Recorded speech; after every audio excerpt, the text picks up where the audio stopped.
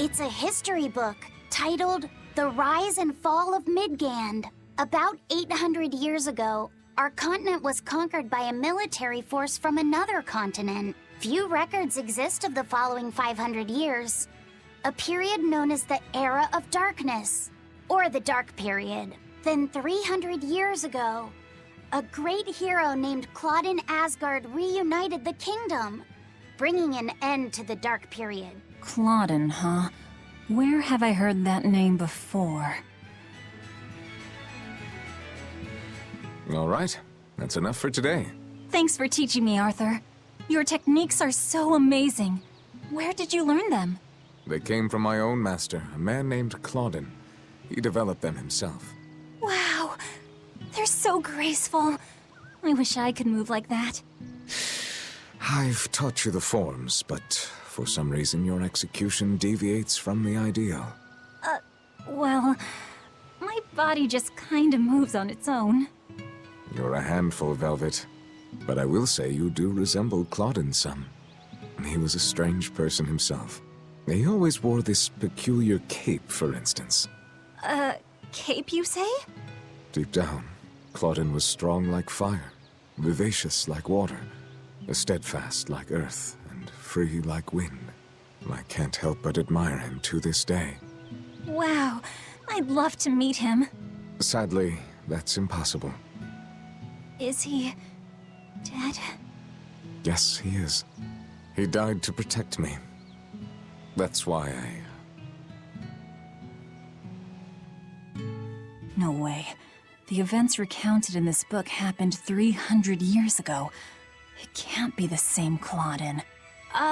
Velvet, are you okay? I'm fine. Don't mind me. King Claudin was quite strong, wasn't he? He was more than just that. He's the most well-loved and trusted king in our history. Or so the book claims. To this day, all of Midgand's rulers claim to be direct descendants of King Claudin Asgard. Knowing that, there might be meaning behind them bestowing Artorias with the grandiose title of Shepherd. I could see it as an attempt to recreate the same glory enjoyed by the Hero King who ended the Dark Period. If that's true, it's a childish ploy. The world's not so easily changed. I wouldn't be so sure. What matters is that the title inspires hope in the people, who in turn give him their support. Then, as their shepherd, he can guide his flock in any direction he pleases. If Artorias knowingly accepted that title, we can be sure he's fully committed to his cause. Oh, he's certainly committed. I've seen just how far he's willing to go.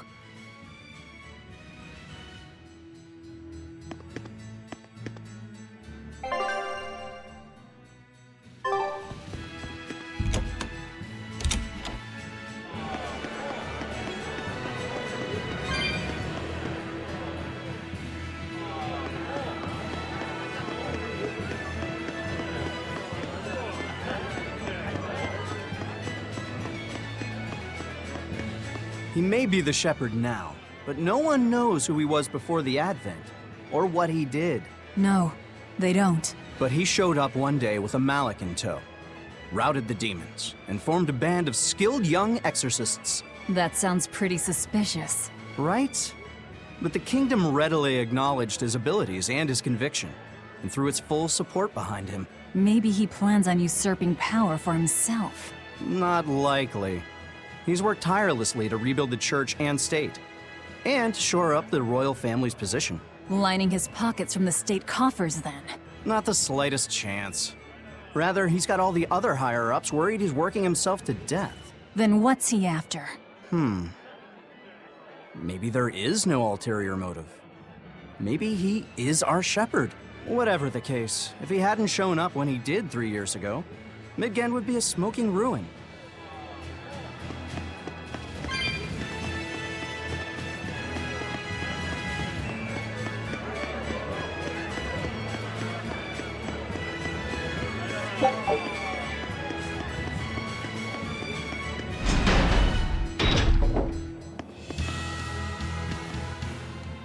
Greetings, Magilou's Menagerie.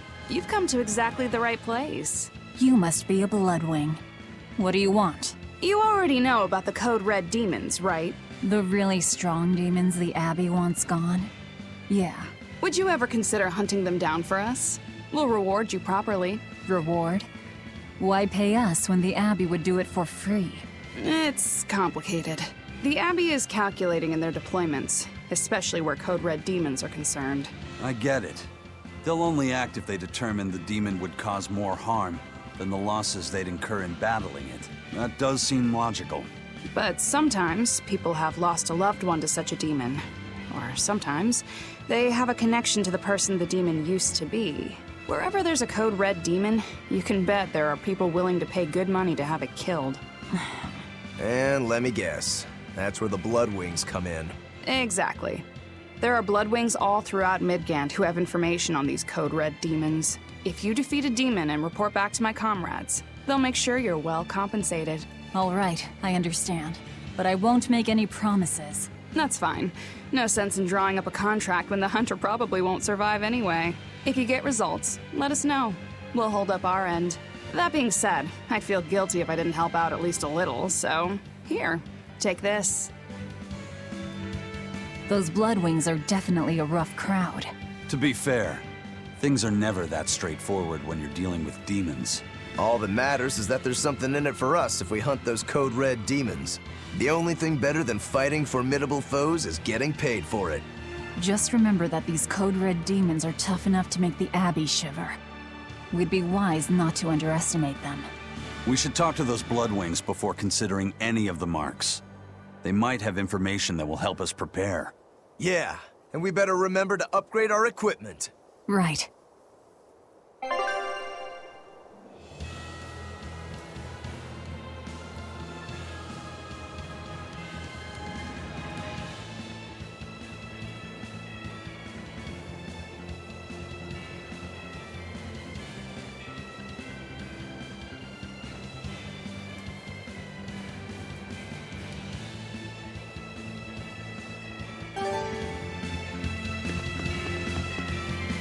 Hey, Laphicet.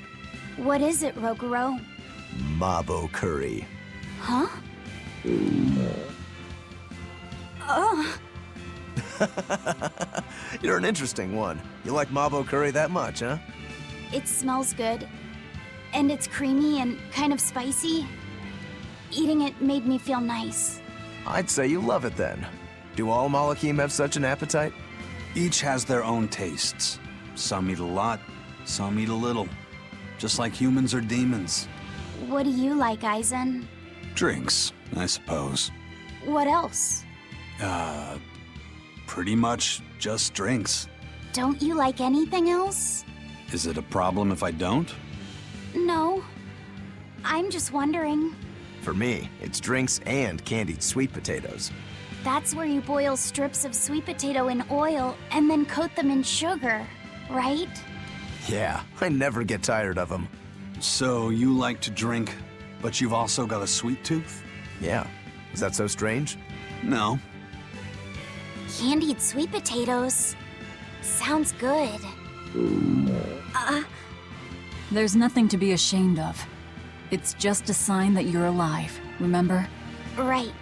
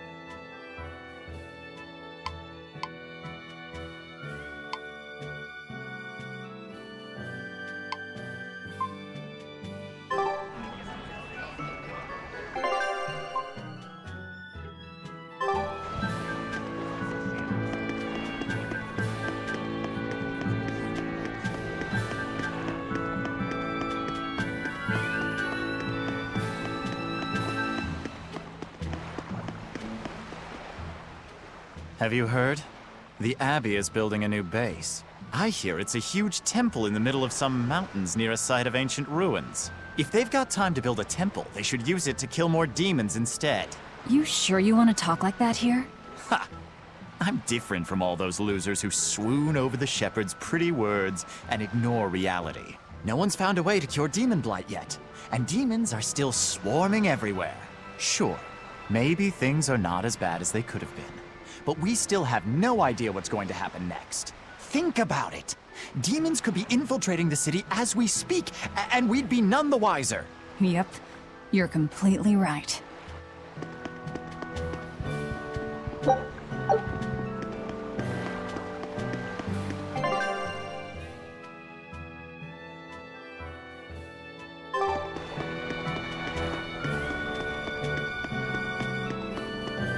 All right, the guards are gone. Let's move in. Benwick and the crew did a fine job.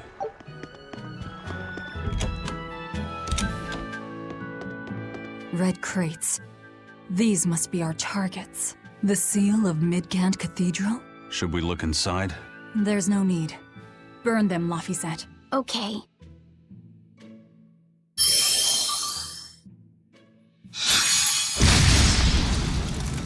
We're done here. Let's go.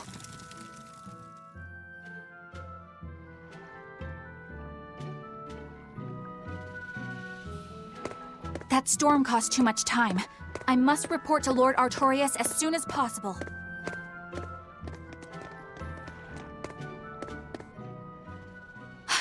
It's you! Oh hey, the crybaby. Eleanor Hume, Exorcist Praetor. You won't get away this time! Going flash! But I'm this close! I want this! Form zero! Thunder! I'll stop! Double haste! Double haste! How could I do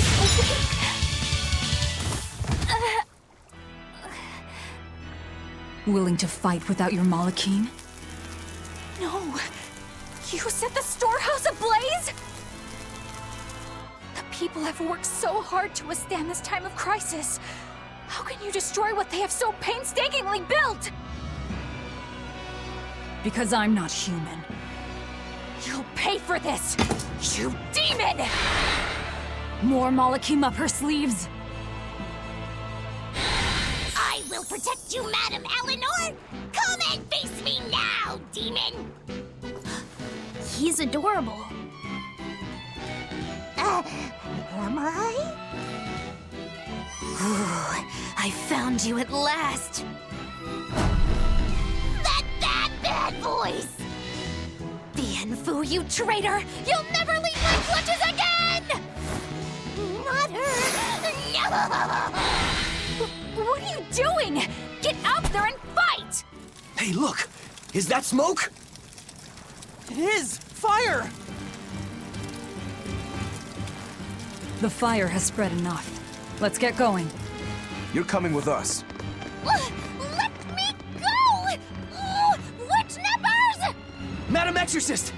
What happened? Oh, you're badly hurt. I can wait.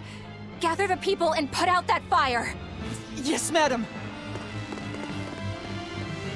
Tell me, do you know what was being kept in that warehouse?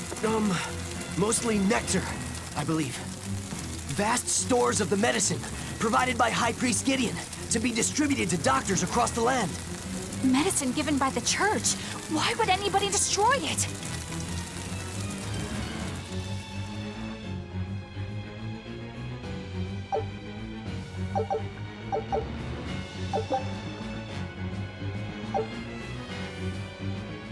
Whew. Looks like we're in the clear. Misfortune and anguish! I had that little turncoat right in front of me! Well, at least now I know where to find him! That weird little Moloch was the one you were looking for? The very same. The Moloch Bienfu! A creature of unfathomable wickedness and beguiling cuteness who broke the heart of this wretched maiden! Once I finally catch him, who knows what I'll be capable of? Not sure I get it. Me neither. Good. Pray that you never do. Let's go back and report our success.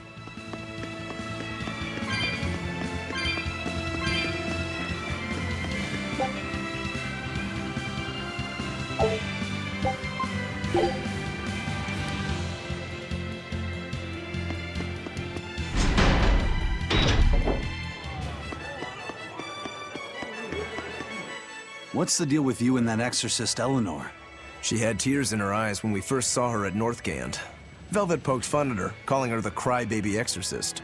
Why would an exorcist cry? Sacrificing the individual for the good of the many is part of Artorias' philosophy. She seemed troubled by that. She's naive. That she can still carry on shows just how strong she is. It looks like they don't hand out the rank of Praetor to just anyone. Just stay sharp around her. That's all. By the way, is that Bienfu character that Magulu was after really a Moloch? He may look strange, but yes, he's still a Moloch. That means Magulu is an exorcist. Why does she call herself a witch then? If she got locked up in that prison, she must have been kicked out of the Abbey. Or she could be a fraud. Yeah. Even if she wasn't an exorcist, she could still perform some tricks with a Moloch like that. I will protect you, Madam Eleanor. Face me now, demon. Right? Was that laughter? I'm sorry. Why apologize? Bienfu is funny, right? Right. Then if you want to laugh, laugh.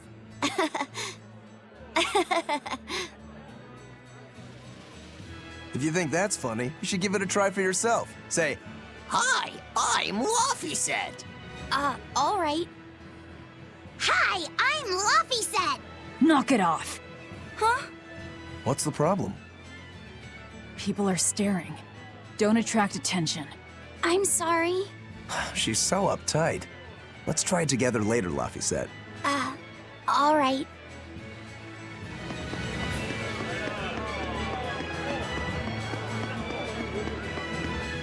Well, we've learned one thing coming to the capital. The Abbey and Shepherd Artorias have expanded their power immensely. They might as well be the Empire now. They have the undying support of the populace. The Shepherd, savior of humanity. I wonder what he meant by the blessings of the Empyrean Enominat. That's what they call the gods they worship in church, right? The Empyreans? He promised a lot in that speech. But can he really command such a power? I have no idea. Not even we Malachim know of them beyond the stories and legends. He called Enominat the Fifth Empyrean. There should only be four, one ruling each element. Is he talking about a new Empyrean? Have you heard anything, Laufeyset? Sorry. I don't know anything about this. It doesn't matter. We should be careful about taking his words at face value. The man is no saint. He'll stop at nothing to achieve his aims. But there's no way he could have a god at his beck and call. Don't underestimate the Abbey. Trust me, I'm not. That's why I'm using the Shadow Guild to help us hunt them down, and to make sure that I kill him.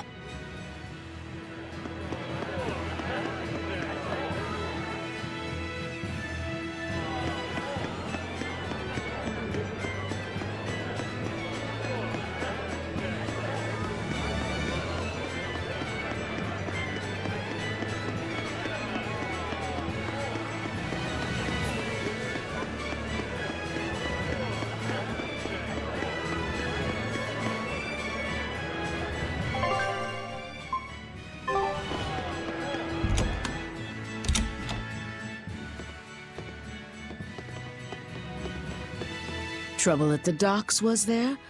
Well, so long as the job was done.